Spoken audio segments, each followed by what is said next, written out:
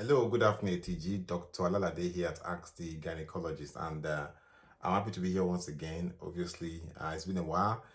Big weekend was busy as I had to travel back and forth to England by road. So tonight, I'm sure you're all ready and you're all buzzing, waiting for this discussion. And today I'll be talking about infertility tests, which ones are most important. And there's a special reason why I've chosen this particular topic tonight. And the reason is because people are cost constrained. When people come to me, they talk to me every day on ATG premium services. Their first question is, out of all these tests, doctor, that you've listed out, which one is the most important for me to do? People that will ask you, doctor, which of the tests is the most important one for me to do? So I need to tell people, okay, do this particular test, do the particular test, because that is probably what you might need most. So that is why I've chosen this topic today to explain to you which test is most important in your infertility journey, so that at least if you do one or two tests, you do the most important for your case to know what the problem is and how to handle your situation, particularly, most especially. Tonight, once again, my name is Dr. Alalade, your one and only by the grace of God, and tonight I'll be on live talking about this topic. So if you're free, join me and let's have a chat together. On Wednesday, I'll be live on a particular group, singles and married, group, and I've posted a poster on the ATG. I'll be talking about fibroids, infertility, and IVF.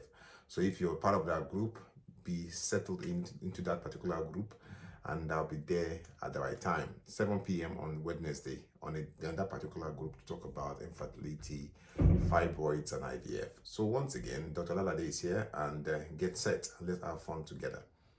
Yes, Ibrahim Ajibola Khadija, my baby is doing well. She's eating, she's pooping, and she's crying, as usual, what babies do. Thank you so much, Khadija.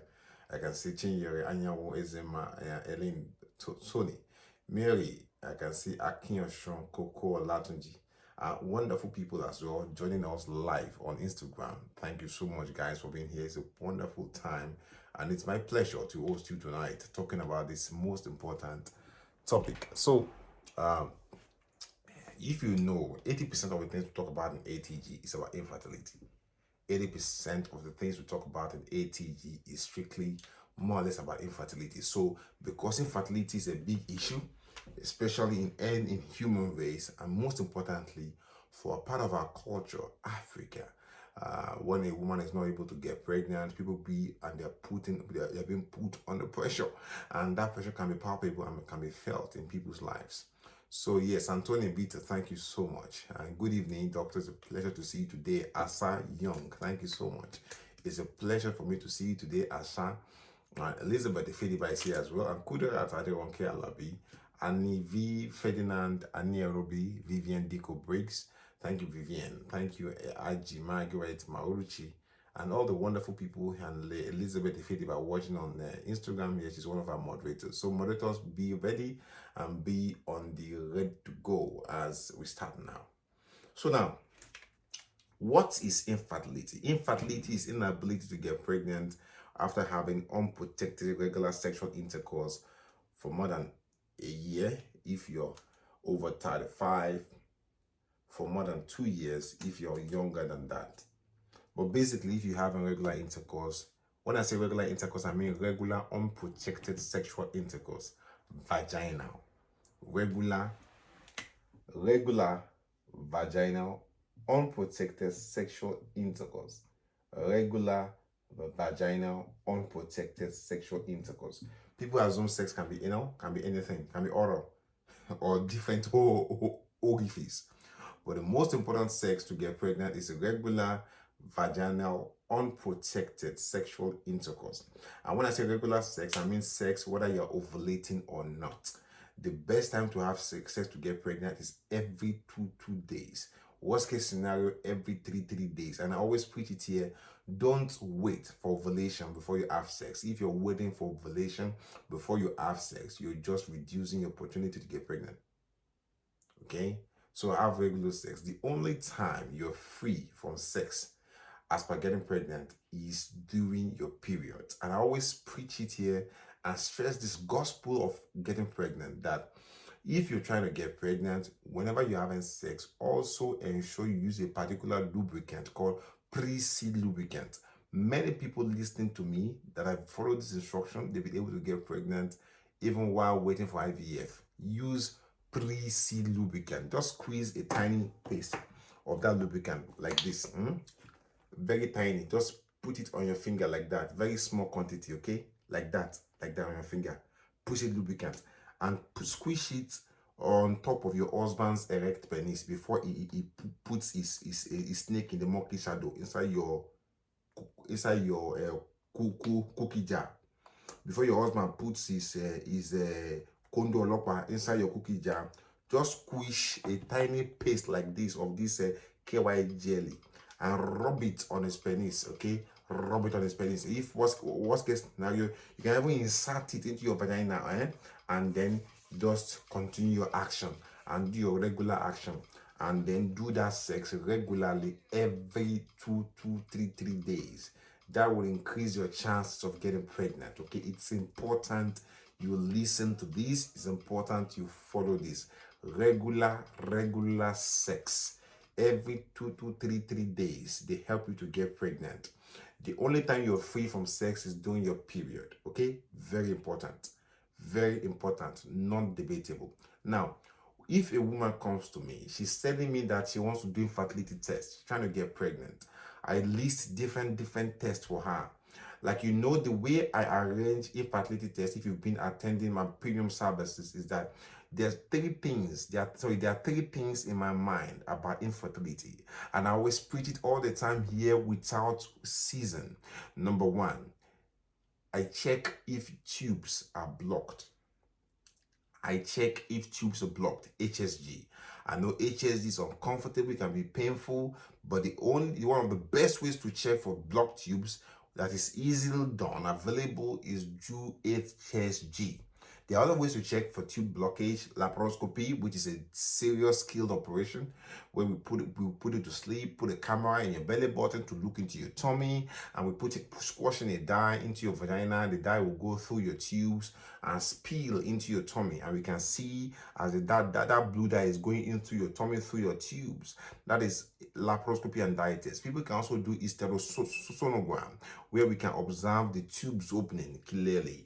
But HSG is available, is cheap, is doable, and is very easily done. Sometimes it can be so uncomfortable. People can have cramps and discomfort during HSG, okay? Somebody is saying, Dr. Alalade for president. Thank you, blessing. God bless you. So there can be pain, there can be discomfort during HSG, I know, but you can take some painkillers. So the first thing that comes to my mind is that, has this person got any blocked tubes? The next thing in my mind is semen.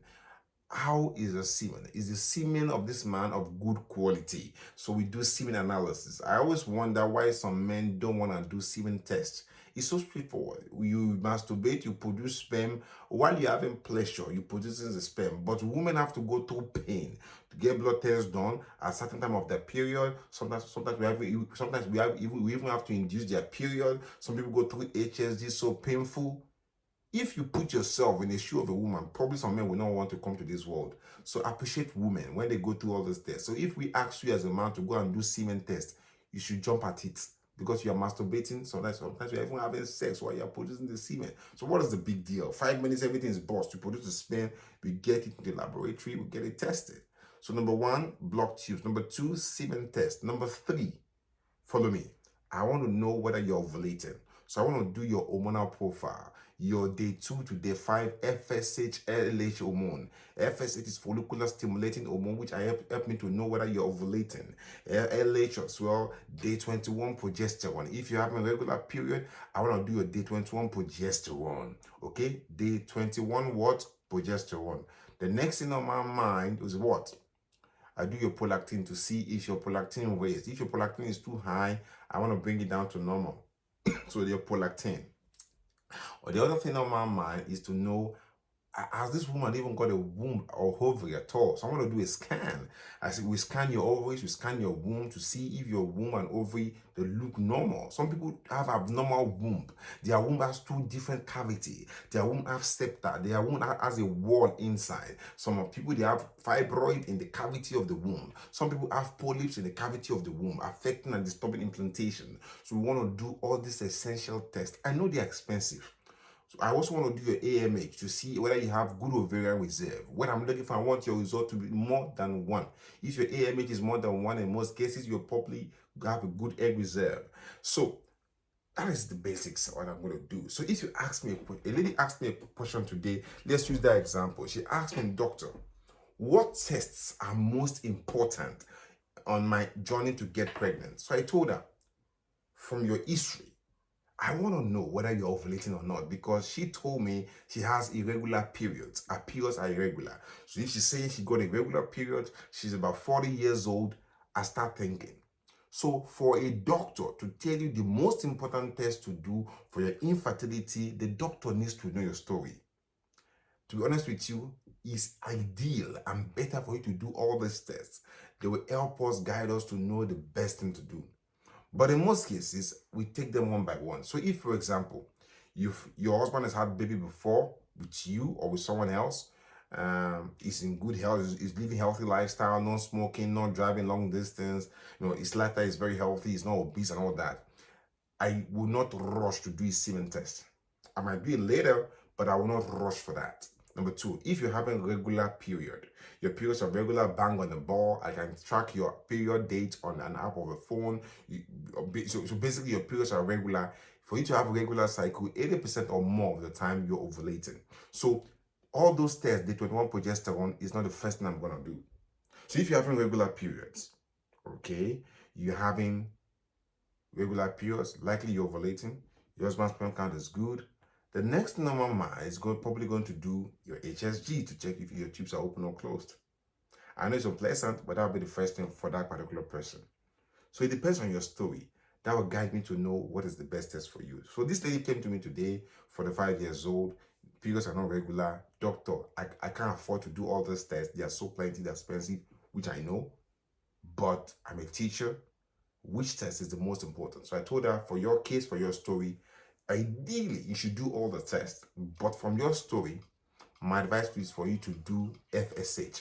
By you doing your FSH, I'll be able to know whether you're still ovulating or not. So she agreed. FSH is expensive, about 7K in some places, 6K in some places, 8K on the island, like that. So she's gonna go do FSH. By doing that, I will know if she's ovulating or not. So it depends on your story. That will help me and guide me to know what test is the most important for you.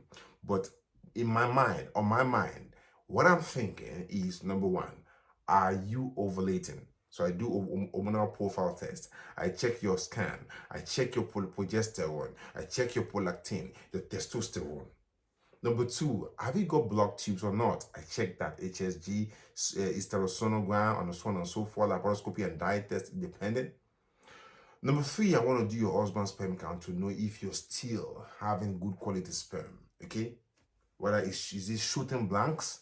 Is it shooting bullets that have got firepower? Or is it just shooting blank rounds and nothing's happening?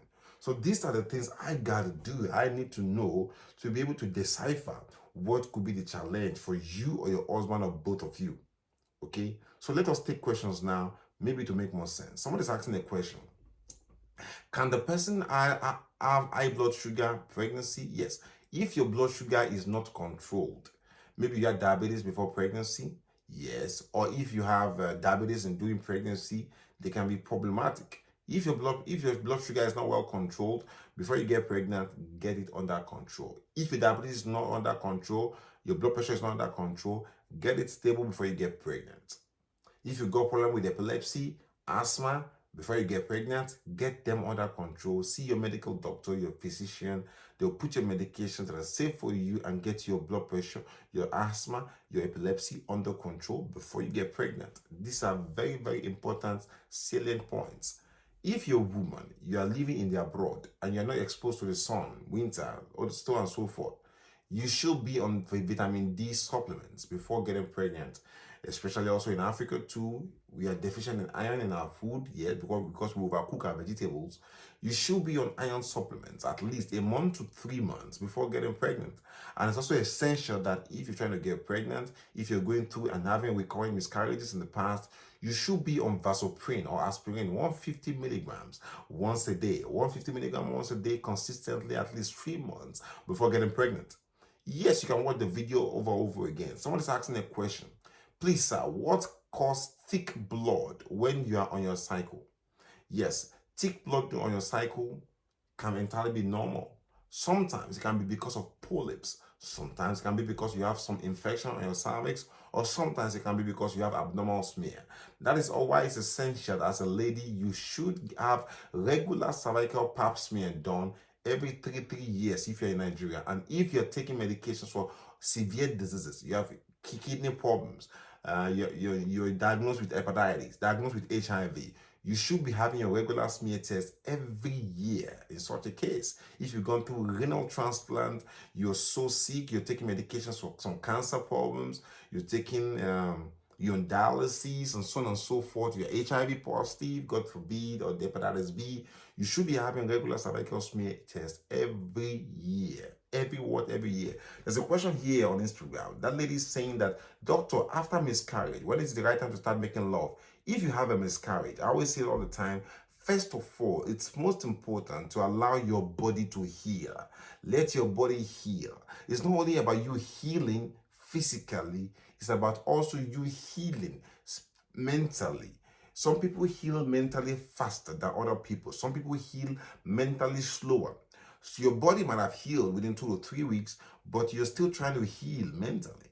That is why it's also important that you give yourself an average, maybe 4 weeks or 6 weeks after a miscarriage before you try to start to get pregnant again.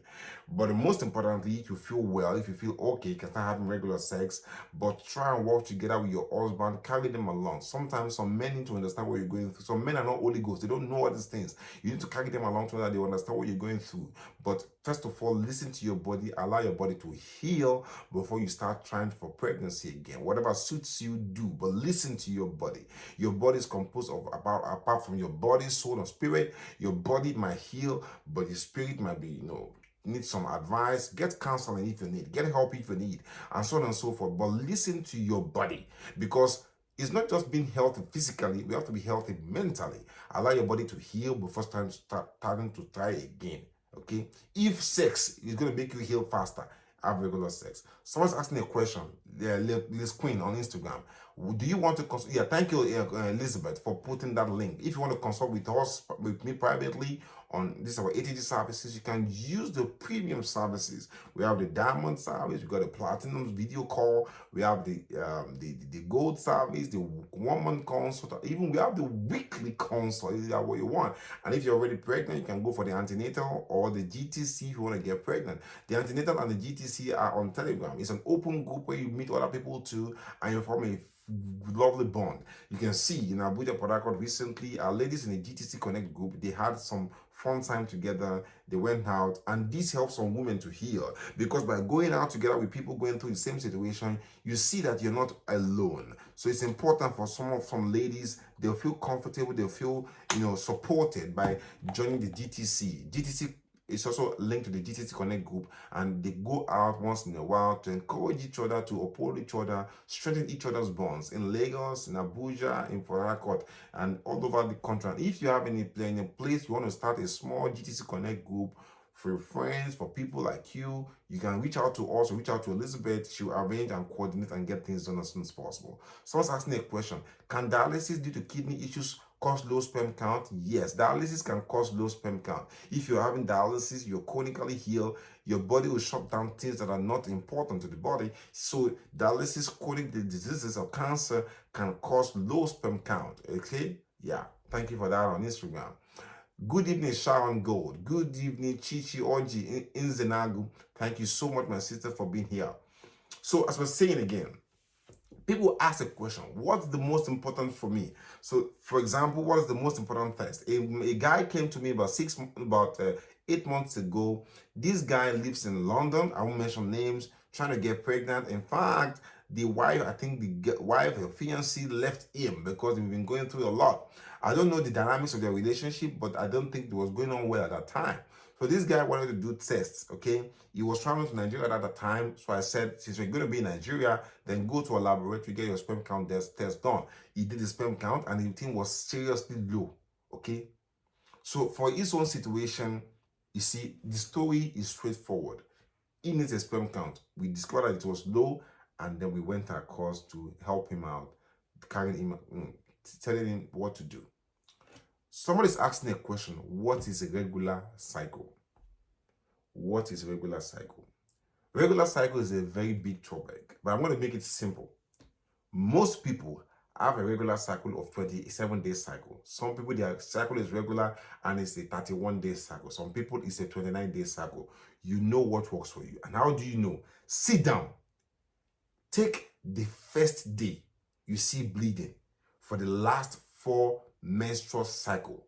A menstrual cycle is how many days you have from the first day you see blood till the next day you see blood again for your next cycle. So count how many days in between.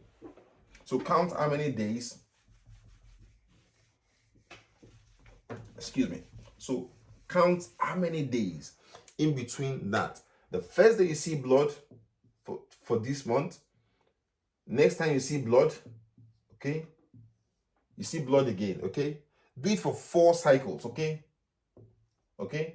Now count how many days in between. How many days in between? How many days in between? So do that for 4 times. Once you know how many days are in between that, that should be your average cycle. Sometimes it could be a day or 2 different. No big deal. That is a regular cycle. Whatever you have there, depending on whether you are Fausa, Khadija, Chiri, and Chidima, anything, that is your cycle. That is just the honest definition of regular cycle. Good evening, doctor. Is it normal to be ovulating and the breast is not tender? It's normal. People always ask me, I'm not seeing my egg white, as if it's a criteria that you must see egg white to know that you're ovulating. Who told you so? Who told you so? Must the breeze become tornado before you know that the breeze is blowing? Must the river overflow before you know that there's a river moving under the bridge? No. You don't have to see egg white to be sure that you're ovulating. As far as you have regular cycle, you're more than 80% chances to be ovulating. Some people are lucky, they ovulate and they see egg white. Some people don't even see it. Some people during their ovulation, their breast is tender. Some people it's not tender. Some people this month, their breast will be tender during ovulation. Next month, it won't be tender. It doesn't mean that you're not fertile for that period. Some people, they're just only honey during their ovulation. No big deal. You don't have to see egg white to know you're ovulating. Whoever told you that liar, you must see egg white to know you're ovulating, that person does not know basics much. You don't have to see egg white. But if you're seeing egg white, it's good. But it does not say you're not ovulating or not. Okay? Thank you, Teddy Armstrong. Thank you, Lily Grace Bature, for being here. Ego Amara, thank you. Somebody's saying that when the egg white is not growing, what is the cause? We've already said this now. I don't know the cause because it's normal. You don't have to see egg white to know you're ovulating. If you don't see it, there's nothing wrong with it. If you want to know if you're ovulating or not, then do a day 21 progesterone test. Day 21, during your cycle, go and do a progesterone test. Okay? My wife is asking a question. Can you ovulate during your period? Very unlikely. It's possible though, because we don't say it's not possible in medicine, but it's theoretically unlikely to be ovulating during your period. But anything is possible. But it's very unlikely. Okay, theoretically, scientifically, it's unlikely, but anything is possible. Sometimes we see aberration. We see different things that we've not seen before in the way the body of a woman works. Amazing. Okay, thank you so much. So if you're planning for your IVF, you want to do IVF, you're trying to get pregnant, and the next step is that you want to do infertility test, you can do your infertility test at the ATG laboratories. And in fact, now we open an IVF center, and it's amazing. Wonderful things are happening there. If you want to get your IVF done, you're coming from the abroad, you're coming from Lagos, you're coming from Port Harcourt, Ibadan, wherever you might be, go to the ATG IVF center. You'll be amazed at the things that are happening there. The ATG IVF center is a new state-of-the-art center, funded without loan, by the grace of God in Lagos, and it caters for all infertility problems for people all over the world. ATG IVF Center is not only for Lagosians. People come from abroad. People come from other states, okay? You don't have to be a Lagosian to go to the ATG IVF Center. Anybody is free to walk in there. So Ekayite is asking, cycles that are not constant, but sometimes 22, 23, 24 days. Is it normal? It's normal. It's normal now. Just 1 or 2 day difference. I already said it is normal. But she's asking, can 6 million sperm count okay for IVF? Yes, it's okay for IVF, but not okay for natural pregnancy. But that 6 million is not just okay for IVF. We need to look at it. If we can get good quality sperm from that 6 million, you may think, 6 million, one won't be okay now. Sometimes a lot is trash. So if you can get a good one from that 6 million, it's okay now. So 6 million should be enough for IVF. As far as it is good quality, it should not be a problem. Somebody said, sir, what could cause pain in the nipple? Maybe during your particular time, some few weeks before your bleeding starts, your period starts, you can have sore breast. It's normal. What we call it cyclical pain. It can happen. Your cycle is 30 days. When's your fertile day? Join the seminar this month to know your cycle and your fertile day, or watch some of our videos on YouTube. I went through ovulation day, fertile days. Watch our video on YouTube. We are on YouTube too. You can watch our videos on YouTube, and you can watch it in sequence, and you can catch up on anything we discussed in the last few months. So watch the ATG YouTube channel. You understand how to calculate your fertile window, and you not need anybody to calculate it for you, because you can do it yourself. The purpose of ATG is to ensure that every woman listening to us, listening to me, is able to calculate and understand how their body works, and can be a doctor self in your own case, in your own stead. The question here is asking, I had a ectopic pregnancy 2 years ago. Until today, I haven't conceived again. What could be the problem? There was a time we did a seminar, I think in May. A lady came up here, a very personal friend of mine. In fact, she's a family friend. In fact, I was with them over the weekend. This lady, she had an ectopic pregnancy. One of the tubes was removed, and she was never able to get pregnant. That lady explained her story. She gave us a life story, a pregnancy journey during that May seminar. And she told us how she got pregnant, first pregnancy, second pregnancy, and how God did wonders and amazing things in her life. This lady's story is exactly like this. She had ectopic like that. It was removed, but she couldn't get pregnant. She did HSG in London, HSG in Lagos, in Louth, for example. I'll tell you the truth. And at the end of the day, nothing worked. She went for IVF, it failed about 3 or 4 times. I can't remember the story fully. Anyway, at the end of the day, she got pregnant, and she went on again to have premature labor. The same thing happened in the second pregnancy, IVF again, preterm labor again. So this lady has been through a lot. You see, if you've had a ectopic pregnancy, that means that we probably removed a damaged tube, left or right. Okay? As far as you have one good tube left, your chances of pregnancy drops from 100 to 67, not 50. 100 to 67, because as far as there's one good tube, it can pick up egg from the left or the right ovary, whichever one ovulates. Okay, but if both tubes are compromised, so if you had one tube removed and the other leftover tube has been damaged, maybe by infection in the past, and you're trying to get pregnant, if you come to me with your story, the first thing I'm going to say is do HSG. If you had ectopic before, you're trying to get pregnant, and it's not happening, and you come to me for your case, the first test I would do, I won't even bother about sperm tests. I won't even bother about hormonal profile. I won't even bother about all those scans or anything.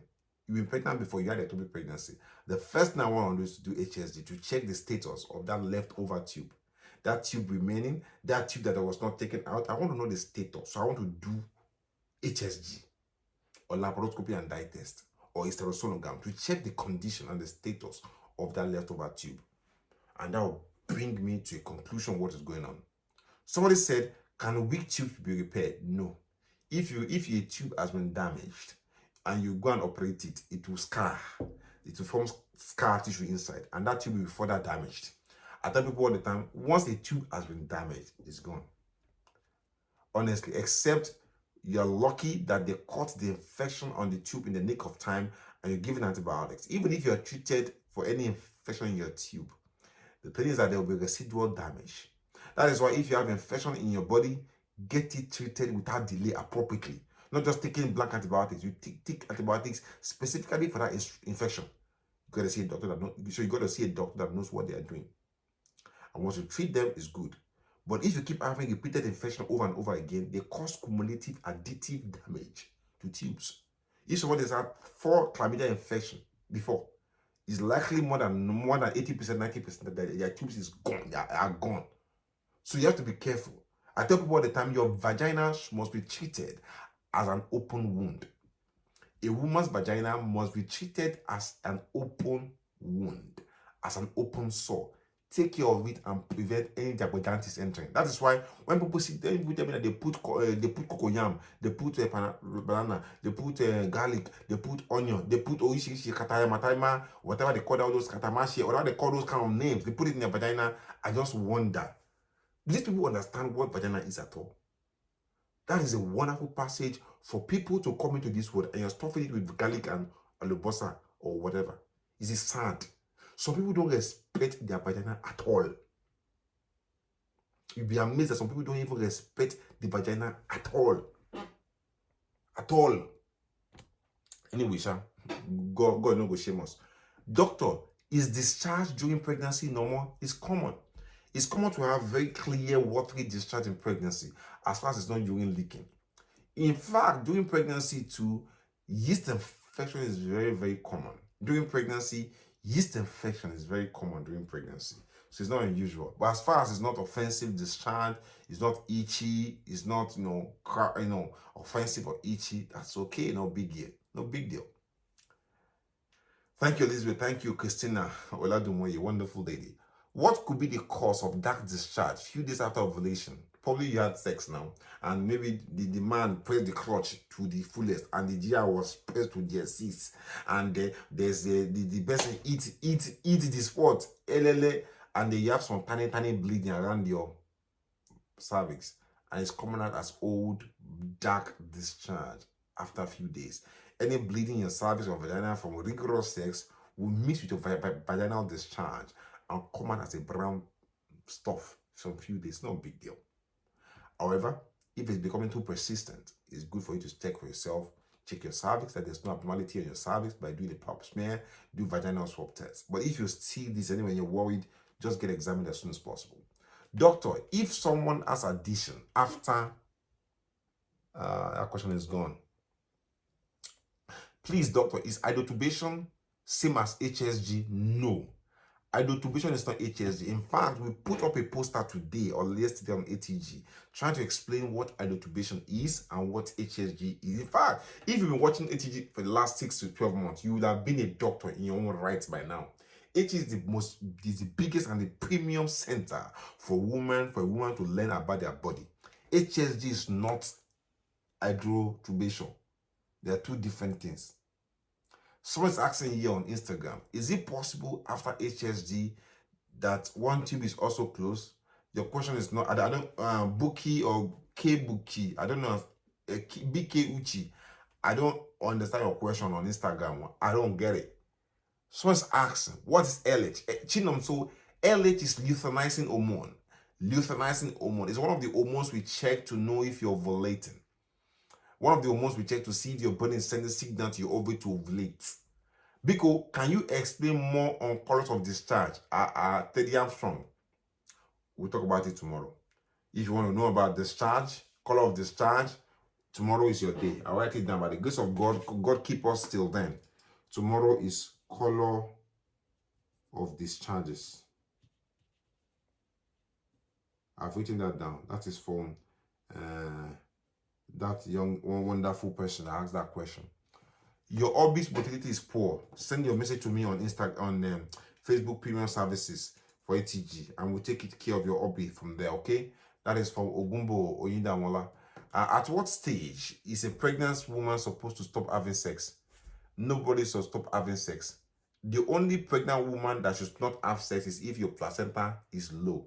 If you got what we call placenta previa and it's causing bleeding, stop having sex during pregnancy. But if you're a woman and you're pregnant, nobody says you should not have sex. So there's no time to stop having sex. In fact, some women, I tell you, some women are very, very horny during pregnancy. And it's during pregnancy they want to have sex. So sex is a go, baz, boost, baz, boost, baz. Sex is not only for having children. If you think sex is for having children only, you haven't heard it all.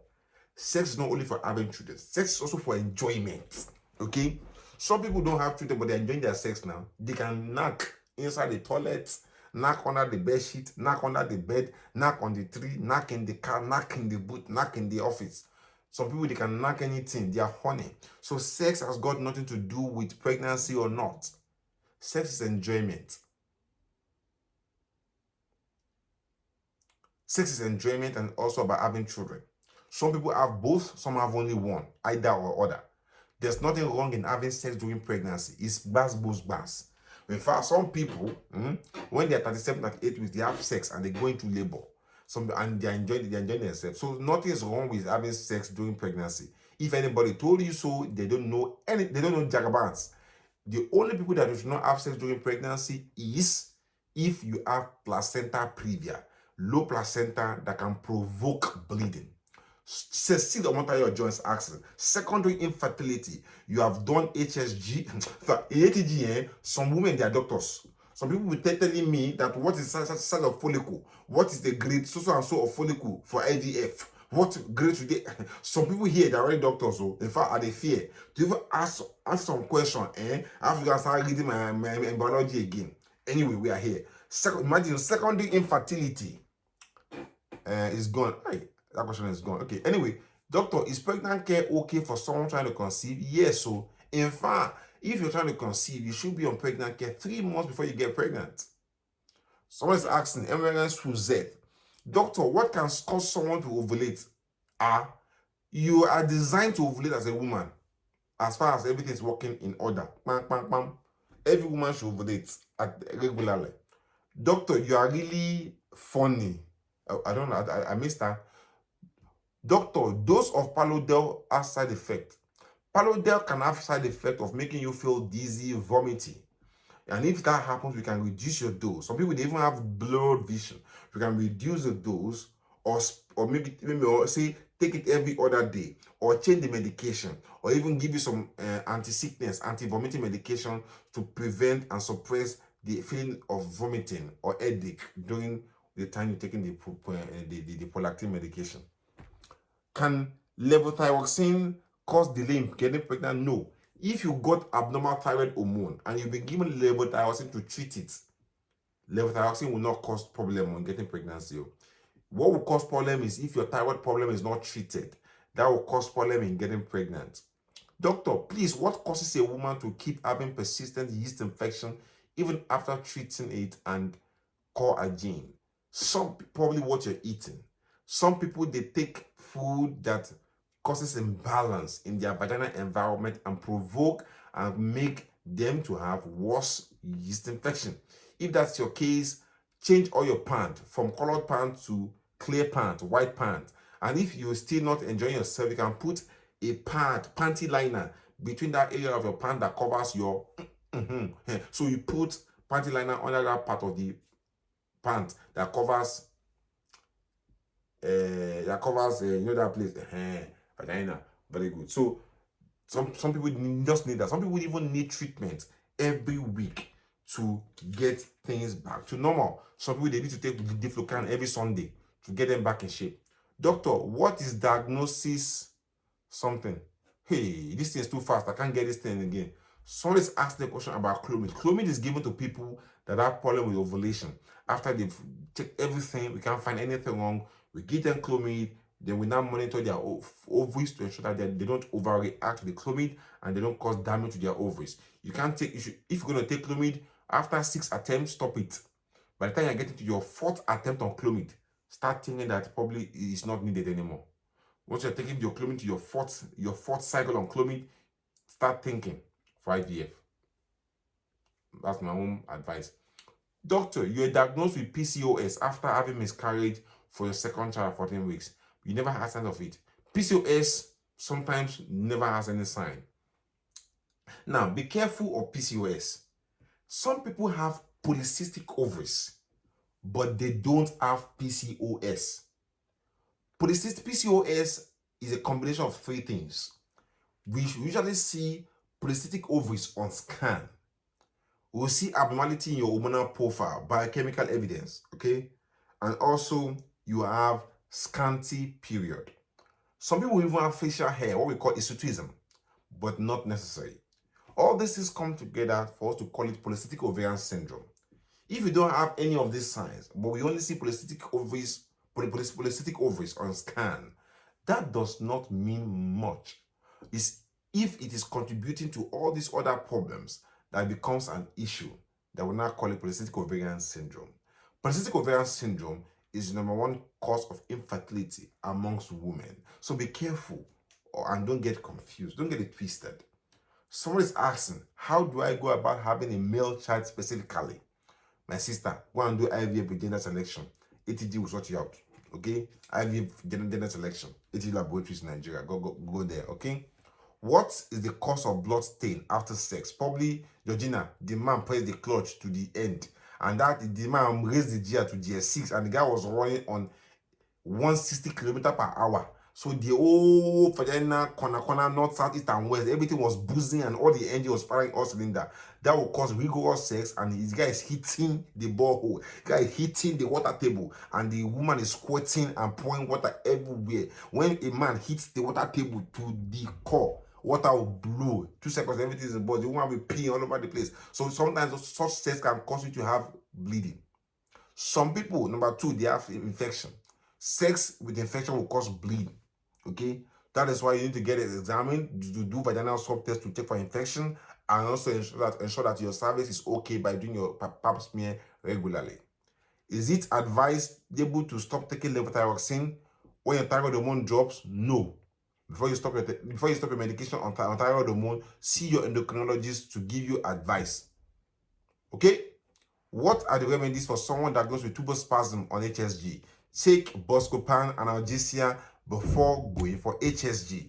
And you might need somebody to go with you to counsel you, get you under this, or even get to play some music to make you relaxed during the HSG procedure. Now, guys, my throat is dry now. I gotta go. Thank you guys for being here today. It's amazing to see you all again. Honestly, you don't know how thrilled I am.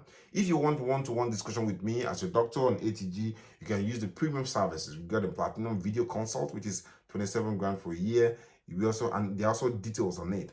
And our team members will put up all those links on the screen now. We have the platinum video, we have the diamond service, we have the gold service, we have the 1-month consult. We also have the weekly consult. As well, we have the antenatal groups and the GTC group. GTC is getting ready to conceive, and the antenatal is for people that are already pregnant. If you're already pregnant, you want to join the antenatal Telegram group, is 75. Easy. Telegram. Esther's always there discussing consistently. She does that so well. Nobody can do better than her. And if you're trying to get pregnant, you can subscribe for the premium services, but you want that to join that GTC Telegram group where you can chat with other people. Dr. Esther also controls that group, and she tells you what to do. You can join that open forum as well. That is not exclusive. It's open forum, GTC Telegram. But if you want that one-to-one discussion, join the premium services. I'll be looking after you. Thank you guys for being here today. And we're getting ready for the new seminar for this month. July 31st is the ATG Reliable Gender Selection Super Masterclass, Super Conference. Be there and don't miss it. Don't miss a session. Don't miss a second of it. It's going to be powerful. You'll be amazed at the things we can do by the grace of God to make your dreams come true. See you soon. God bless you all. And most important, I want to say, I love you all. And I don't kid when I say so. I love you all. And also, I love myself too. See you soon. Have a wonderful week. God bless you. Bye-bye.